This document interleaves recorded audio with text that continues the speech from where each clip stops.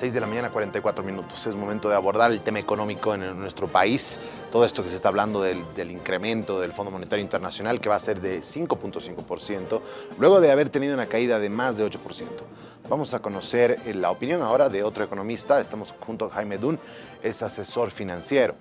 Vamos a hacer justamente el análisis de la proyección de crecimiento económico del país, obviamente tomando en cuenta los datos también del crecimiento económico y recuperación económica de los países grandes, los países del G20, que son quienes finalmente ayudan a la economía de la región y por ende la de Bolivia. Muy buenos días, Jaime, qué gusto tenerlo en RTP Informa una vez más. Jorge Luis, buenos días, el gusto es mío. Muy bien. Bueno, a ver, comencemos hablando de la recuperación económica que se ha comenzado a ver y que por ende el Fondo Monetario Internacional ha hecho un análisis, ha mejorado los pronósticos de crecimiento que iba a tener la región. Esto por la reactivación de la actividad manufacturera y la recuperación económica de países como México, Argentina y Brasil. Y obviamente teniendo en cuenta también que la región se ve fortalecida por el crecimiento económico que ha tenido China a pesar de la pandemia y que se estima que en 2021 va a crecer hasta en un 10% y que según la nueva administración de los Estados Unidos, la economía estadounidense se recuperaría a niveles prepandémicos a partir del mes de junio. Todo esto han dado una nueva perspectiva de crecimiento para el país. Por supuesto, y agregar un par de temas también importantes a lo que tú comentas, Jorge Luis. Esta revisión del crecimiento se hace obviamente porque el momento que se levantaron las cuarentenas y se ha vuelto en el sector de manufactura, el comercio internacional y las finanzas internacionales a niveles básicamente de la pandemia y algunos con niveles superiores a la pandemia, obviamente están haciendo que la economía a nivel mundial tenga un resurgimiento muy importante.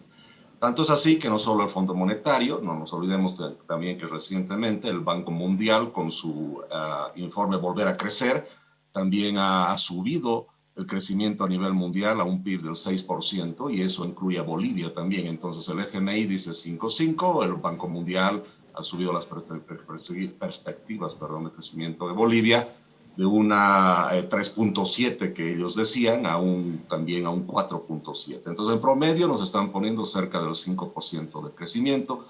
Es verdad que la China, a pesar de que ahí es donde tuvimos los grandes problemas y donde se comió ese famoso murciélago en 2019, la China creció de casi el 3% en 2019 y como tú dices, las proyecciones de crecimiento son más grandes. No nos olvidemos que en Estados Unidos también lo que se está tomando en cuenta y lo toma en cuenta el Fondo Monetario y el Banco Mundial es estos estímulos tan grandes que está haciendo Biden también porque tiene espacio fiscal, introduciendo casi $2 trillones a la demanda agregada dentro de Estados Unidos y evidentemente todo eso nos ha llevado a corregir todos los números, incluyendo a Bolivia.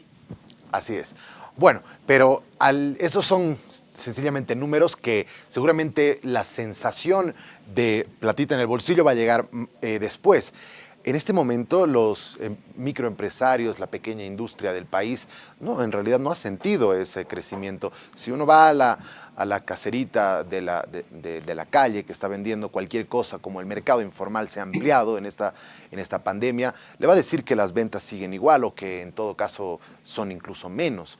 En ese sentido, resulta casi irracional hablar, por ejemplo, de un aumento salarial que hoy en día está en discusión y más aún de un doble aguinaldo, porque según el decreto 3747, decreto supremo, si es que la economía crecería en un 4.5%, tendríamos que pagar un segundo aguinaldo. Sí, correcto. Y creo que es bien importante lo que tú dices, Jorge Luis. Y dividamos la respuesta en dos partes. Primero, sobre el crecimiento. El 5.5 evidentemente es un nivel de crecimiento atractivo, interesante, positivo y bienvenido. Pero como veíamos en la nota anterior, o sea, estamos en un periodo de un rebote estadístico que no es simplemente más que un crecimiento adicional después del movimiento de volver a la normalidad. Y en términos de números y por qué realmente la gente no siente el impacto todavía, es porque hemos tenido un decrecimiento, es decir, hemos ido para atrás y si lo ponemos en en números un poquito más fáciles de entender, ¿qué es lo que ha pasado? La economía en realidad por la pandemia del 2020 ha perdido casi, y voy a redondear números, casi 4.000 millones de dólares en producción y en servicios. 4.000 millones de dólares. Entonces eso nos ha hecho reducir de 42.000 millones, redondeando nuestro Producto Interno Bruto, a 38.000. O sea, hay una pérdida de 4.000. Entonces, si es que crecemos al 5%, pongamos un promedio del 5%, estaríamos creciendo del 38.000 millones a 39.000, 40.000. O sea, ¿qué es lo que pasa? No vamos a llegar a recuperar ni siquiera la mitad de lo que hemos perdido. ¿Ok? Entonces, obviamente, y como decía la nota anterior, es como que hemos dado 10 pasos para atrás y ahora vamos a recuperar 4 o 5 pasos para adelante, pero no vamos a llegar al nivel y a la altura que teníamos antes. Ese es un primer tema. Segundo tema, he escuchado algunos comentarios de que podría haber un segundo aguinaldo, a una alta exautoridad del país decir que parece que va a haber un segundo aguinaldo, y eso es altamente irresponsable. Y seamos claros de lo siguiente. Evidentemente el decreto supremo del segundo aguinaldo lo que nos está diciendo es que desde el 2013, cuando crecemos a más del 4 o 5%, habría ese 14º salario segundo aguinaldo. Pero ojo, el mismo decreto supremo que ha creado el segundo aguinaldo, el decreto supremo 1802, establece que el periodo de medición no es de enero a diciembre. Este crecimiento del 5.5 del Fondo Monetario, del 4.7 del Banco Mundial, nos miden de enero a diciembre. Pero el decreto supremo dice que para el segundo aguinaldo hay que medir desde, en este caso, si quisiéramos aplicar el 2021, hay que aplicar de julio del 2020 a junio del 2021. Entonces, si acomodamos ese periodo entre las mitades de los 2 años, es decir, de 2020, de la gestión 2020 y la de 2021, tenemos que el crecimiento en el último semestre del 2020 ha sido de aproximadamente negativo 10%. Y si logramos tener en el primer semestre del 2021 un crecimiento del 5%, pues si promediamos los dos, seguimos con un crecimiento negativo. Entonces, el hablar, el pensar que porque se está pronosticando para 2021 un crecimiento de más del 5% podría haber un doble aguinaldo, es falso y está creando falsas expectativas en la población. ¿Y cómo sería el resultado si de junio del 2020 a julio del 2021 se tiene un crecimiento superior al 4.5%? Bueno, evidentemente, si la suma de los dos nos da un crecimiento superior al 4.5, tendría que haber un doble aguinaldo. Pero para que estadísticamente eso suceda, deberíamos estar creciendo en este momento sobre el 10% al año, lo cual no está sucediendo. Entonces, tengamos cuidado con eso. O sea, para poder recuperar la pérdida del último semestre del 2020 y que el resultado final a junio del 2021 sea del 4.5%, deberíamos estar creciendo a tasas superiores al 10-12%, lo cual no es real.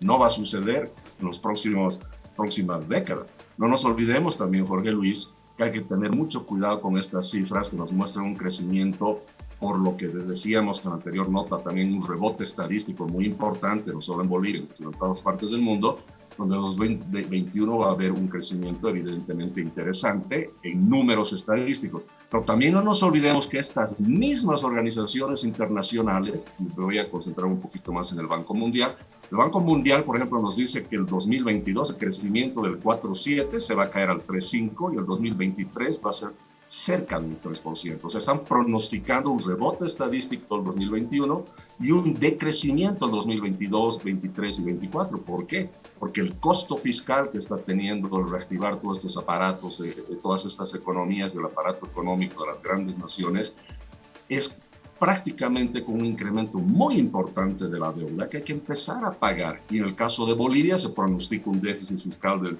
2021 del 9%, en 2022 un déficit fiscal del 6% por las deudas que hay que pagar, porque todo lo que se está haciendo en este momento por estímulos fiscales se tiene pues que volver a pagar y eso va también a tener una limitación en el crecimiento. Entonces no nos fijemos tanto en el 2021, sino también veamos hacia adelante.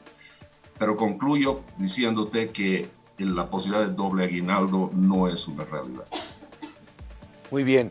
Ahora, hablando un poco de la recuperación económica del país, que el gobierno la ha centrado a través del aparato público, a través de inyectar dinero a la demanda, un poco también preocupa el tema de la renta petrolera. Sin embargo, el precio del crudo en este momento está oscilando en los $60, un precio que no es del todo optimista, pero es algo que podría tener, digamos, a la economía con una renta petrolera un poco más interesante. ¿Cómo se perfila el crecimiento de las materias primas, que en el caso de Bolivia el gas es fundamental?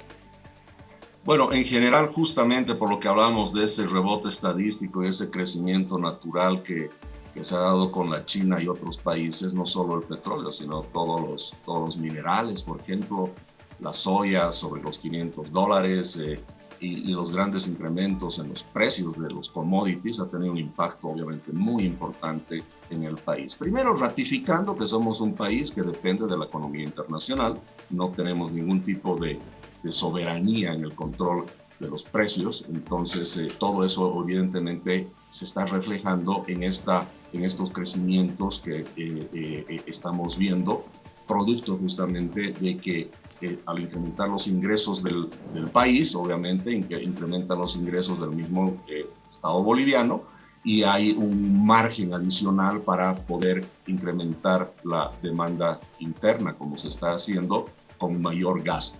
Pero otra vez, volvemos un poco a las políticas del pasado, que tengamos más ingresos gracias a lo que sucede en el exterior, no tanto a las políticas internas, y sigamos incrementando el gasto hasta donde podamos. Entonces, algo que de alguna manera se podría ver como un beneficio importante para el país, porque evidentemente nos está ayudando a crecer, a mediano y largo plazo, sin embargo, significa otra vez volver al esquema de mayor gasto, mayor endeudamiento, y tratar de apostar siempre a que bajo la vieja economía y bajo una estructura económica extractivista y estatista, digamos, sigamos creciendo hacia adelante cuando nuestro margen de movimiento fiscal, nuestros espacios para poder endeudarnos cada vez son menores. No nos olvidemos también que, por ejemplo, la deuda total del país, que era del 53% del PIB del 2018, se pronostica también por el Banco Mundial, el Fondo Monetario, que va a llegar a ser